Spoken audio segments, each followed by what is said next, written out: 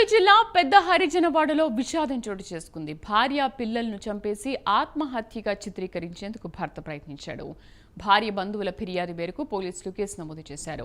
గిరి హేమలత దంపతులకు తనుశ్రీ తేజశ్రీ ఇద్దరు కుమార్తెలు ఉన్నారు. భార్య ఇద్దరు కుమార్తెలను గిరి బావిలోకి తోసేశాడు. ఆ తర్వాత తాను గొంతు కోసుకుని ఆత్మహత్యకు యత్నించాడు. ఆర్థిక సమస్యలు తట్టుకోలేకే కుటుంబంతో కలిసి ఆత్మహత్య చేసుకున్నట్లు గిరి నమ్మించే ప్రయత్నం చేశాడని కుటుంబ సభ్యులు చెబుతున్నారు. గిరికి గొంతుపై గాయం కావడంతో పాకాల ఆసుపత్రికి తరలించారు. ఇద్దరి మృతదేహాలు లభించగా మరొకరి డెడ్ బాడీ కోసం గాలిస్తున్నారు.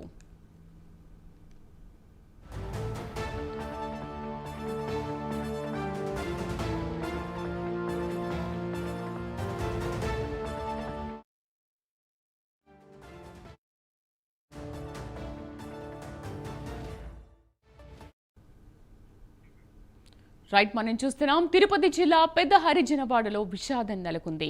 భార్య పిల్లలను చంపేసి ఆత్మహత్యగా చిత్రీకరించేందుకు భర్త ప్రయత్నించాడు.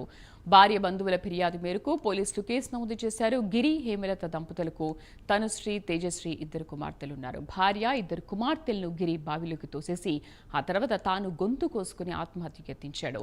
ఇక దీనికి సంబంధించి పూర్తి సమాచారాన్ని మా కరెస్పాండెంట్ రవివర్మ లైవ్ లో అందిస్తారు. రవివర్మ, అసలు ఎందుకు ఇలాంటి ప్రయత్నం చేశారు? ప్రస్తుతం ఆయన పరిస్థితి ఎలా ఉంది? పోలీసులు దీనిపైన ఎటువంటి విచారణ చేపడుతున్నారు?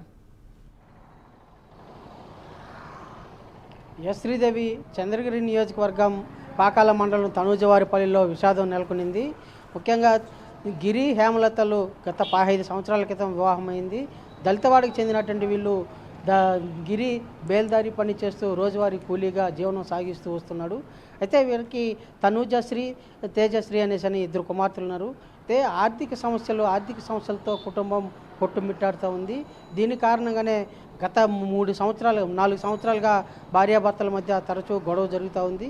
ఈ నేపథ్యంలోనే గత 2 రోజులుగా తనుశ్రీ ఉన్నత చదువులు చదవాలి, డబ్బులు కట్టాల్సిన అవసరం ఉందని చెప్పేసి హేమలత భర్త గిరిని వేధిస్తూ ఉన్నది.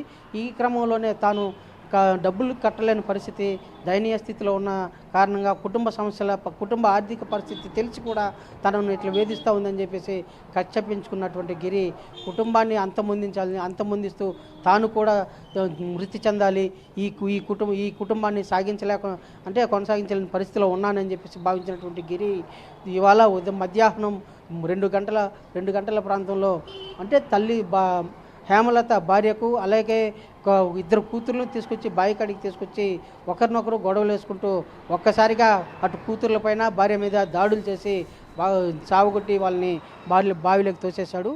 అయితే ఉన్న పలంగా వారికి ఈతరాని కారణంగా బావిలో పడిన వాళ్ళు ఊపిరాడక మృతి చెందారు. అయితే వీరిలో భార్య హేమలత అలాగే రెండవ కూతురు తేజశ్రీ వారి మృతదేహాలు బయట తీశారు. మొదటి కూతురు తనుశ్రీ మృతదేహం కోసం గాలిస్తున్నారు. అయితే ఇదే క్రమంలోనే భార్యాభర్తలు గొడవ పడుతూ పిల్లలతో గొడవ పడుతూ అందరూ కుటుంబం మొత్తం గొడవ పడుతూ ఉండడాన్ని దూరం నుంచి కుటుంబ సభ్యుడైనటువంటి చరణ్ పరిశీలించాడు.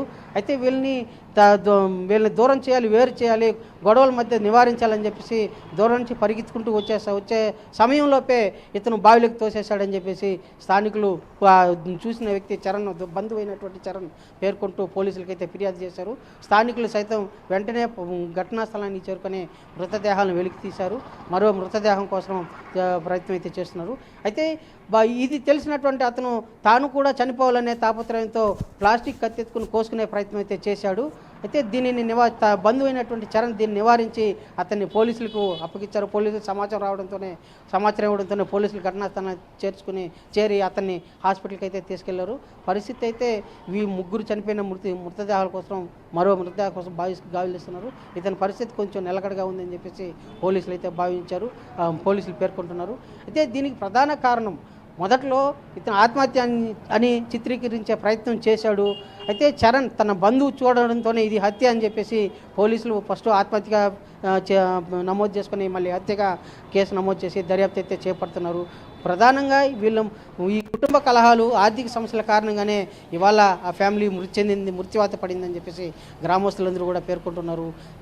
తనూజవారిపల్లి ఇవాళ విషాద ఛాయలో కొలుపుకునిందని చెప్పి తెలుస్తుంది. Sridevi. Right Ravi Varma, thank you.